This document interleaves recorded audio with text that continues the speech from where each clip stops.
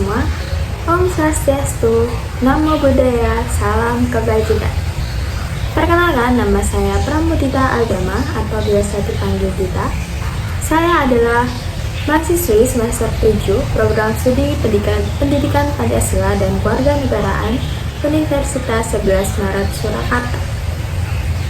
Pada kesempatan kali ini, saya akan membahas materi mengenai produk hukum dan hierarki tata urutan perundang-undangan Pendidikan Pancasila kelas 10. Lanjut untuk tujuan pembelajaran. Tujuan pembelajaran kali ini adalah yang pertama, menjelaskan pengertian produk hukum dan hierarki peraturan perundang-undangan. Yang kedua, mengidentifikasi jenis dan tingkatan produk hukum. Yang ketiga, menyadari pentingnya ketertiban hukum dalam kehidupan berbangsa dan bernegara. Lalu, pernahkah kamu mendengar ada aturan yang saling bertentangan? Dan menurutmu, apakah semua peraturan di Indonesia itu memiliki kekuatan yang sama? Baik, mari kita bahas. Yang pertama adalah pengertian produk hukum. Produk hukum adalah segala bentuk aturan tertulis yang dibuat oleh lembaga berwenang untuk mengatur kehidupan masyarakat dan memiliki kekuatan hukum. Tujuan dari produk hukum yaitu yang pertama menjamin ketertiban, mewujudkan keadilan, memberi kepastian hukum. Menjamin ketertiban berarti mengatur perilaku agar kehidupan masyarakat itu berjalan dengan tertib. Mewujudkan keadilan berarti melindungi hak dan kewajiban setiap warga negara secara adil. Dan memberikan kepastian hukum berarti menyediakan aturan yang jelas dan pasti untuk semua pihak. Selanjutnya, ciri-ciri produk hukum. Ciri-ciri produk hukum yaitu adalah tertulis, bersanksi, dibuat secara resmi, dan berlaku umum.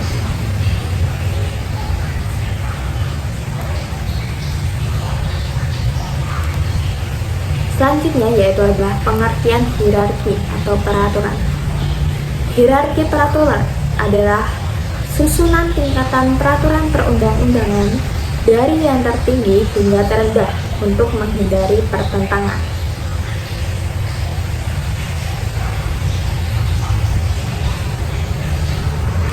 Yang kita ketahui bahwa peraturan perundang-undangan adalah peraturan tertulis yang memuat norma hukum yang mengikat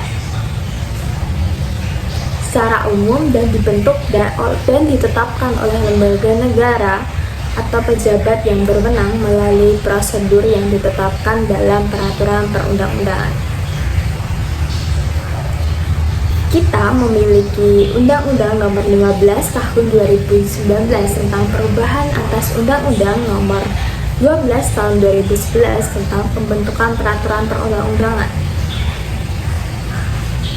Undang-undang ini mencakup tahapan perencanaan, penyusunan, pembahasan, pengesahan, atau penetapan dan pengundangan sebuah peraturan perundang-undangan.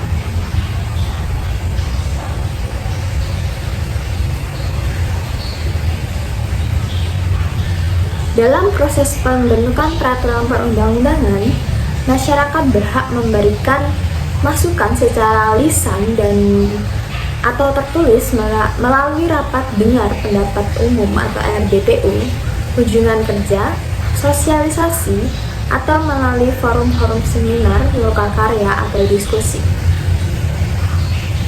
Mengapa undang-undang ini dipandang penting? Beberapa pertimbangan diantaranya adalah sebagai berikut. Yang pertama adalah untuk mewujudkan Indonesia sebagai negara hukum.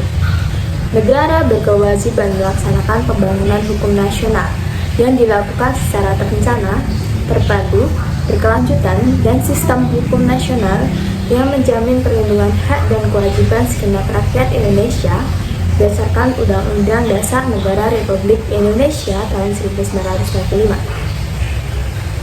Yang kedua yaitu memenuhi kebutuhan masyarakat atas peraturan perundang-undangan yang baik. Perlu dibuat peraturan mengenai pembentukan peraturan perundang-undangan yang dilaksanakan dengan cara yang dengan metode yang pasti, baku, dan standar yang mengikat semua lembaga yang berwenang dalam membentuk peraturan perundang-undangan. Setidaknya ada 7 peraturan perundang-undangan yang berlaku di Indonesia, yaitu berdasarkan pasal 7 ayat 1 Undang-Undang Nomor 12 tahun 2011. Berikut ada jenis dan hierarki peraturan perundang-undangan yang berlaku di Indonesia. Yang pertama adalah Undang-Undang Dasar Negara Republik Indonesia tahun 1945 yang ditetapkan oleh MPR yang terdiri dari anggota DPR dan anggota DPD, yang berisi mengenai jaminan hak asasi manusia bagi setiap warga negara, prinsip-prinsip dan dasar negara, tujuan bernegara, dan lain sebagainya. Yang kedua adalah ketetapan MPR yang ditetapkan oleh MPR. Yang dimaksud dengan ketetapan MPR adalah ketetapan MPR yang sementara dan ketetapan MPR yang masih berlaku, sebagaimana dimaksud dalam pasal 2 dan 4 ketetapan MPR nomor 1/MPR/2003 tentang peninjauan terhadap materi dan status hukum ketetapan MPR sementara dan ketetapan MPR tahun 1990 sampai dengan tahun 2002. Yang ketiga adalah undang-undang atau Perpu, yaitu rancangan undang-undang yang telah disetujui bersama oleh DPR dan Presiden, disampaikan oleh pimpinan DPR kepada Presiden untuk disahkan menjadi UU. Materi undang-undang berisi tentang pengaturan lebih lanjut mengenai ketentuan Undang-Undang Negara Republik Indonesia 1945 dalam pengesahan perjanjian internasional tertentu, pemenuhan kebutuhan hukum dalam masyarakat. Yang keempat ada PP, ditetapkan oleh Presiden untuk menjalankan UU sebagaimana mestinya. Yang kelima ada peraturan Presiden, ditetapkan oleh Presiden untuk menjalankan pemerintahan peraturan perundang-undangan yang lebih tinggi atau dalam menyelenggarakan kekuasaan pemerintahan. Yang keenam adalah Perda Provinsi, yaitu rancangan Perda Provinsi yang telah disetujui bersama DPRD Provinsi dan Gubernur, disampaikan oleh pimpinan DPRD Provinsi kepada Gubernur untuk ditetapkan menjadi Perda Provinsi. Yang ketujuh ada Peraturan Daerah Kabupaten atau Kota, yaitu rancangan Perda Kabupaten atau Kota yang telah disetujui bersama DPRD Kabupaten atau Kota dan Bupati atau Wali Kota, disampaikan oleh pimpinan DPRD Kabupaten atau Kota kepada Bupati atau Wali Kota untuk ditetapkan menjadi Perda Kabupaten atau Kota. Selain 7 jenis peraturan perundang-undangan di atas, pada pasal 8 Undang-Undang Nomor 12 Tahun 2011 tentang pembentukan peraturan perundang-undangan juga mengakui jenis perundang-undangan yang lain, yakni mencakup peraturan yang ditetapkan oleh MPR, DPR, DPD, MA, MK, Badan Pemeriksa Keuangan, Komisi Yudisial Bank Indonesia, Menteri, Badan, Lembaga, atau komisi yang setingkat yang dibentuk dengan undang-undang atas perintah undang-undang, DPRD Provinsi, Gubernur, Dewan Perwakilan Rakyat Daerah Kabupaten atau Kota, Bupati atau Wali Kota, Kepala Desa atau setingkat. Dengan ketentuan ini, maka kita menemukan produk perundang-undangan di luar 7 jenis perundang-undangan di atas.